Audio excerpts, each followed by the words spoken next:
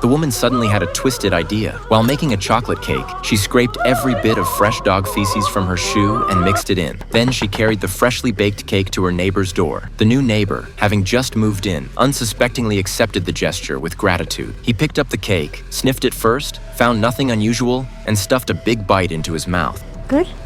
He did the apology accepted, Nigella. The reason he acted this way was because he was nearly driven insane by this neighbor. Just a few days earlier, a young man had moved in next door. At first, Lindsay didn't pay much attention, but after working a long day and trying to rest, ear-splitting heavy metal music suddenly blasted from next door. The neighbor was throwing a party. Although irritated, Lindsay endured it. After all, it was the neighbor's first day moving in, and celebrating made sense. Maybe the party would end soon, but he underestimated the young man's madness. By 4 in the morning, the deafening roar hadn't lessened one bit. The next morning, sleepless Lindsay dragged himself to work. Passing by his own lawn, he nearly stepped in dog feces. The new neighbor had even allowed a friend's dog to poop on someone else's lawn, but Lindsay had to rush to work, and having not slept the night before, he felt exhausted all day. Finally done with a demanding shift, Lindsay washed up and prepared to rest, but the harsh, heavy metal music started blasting again.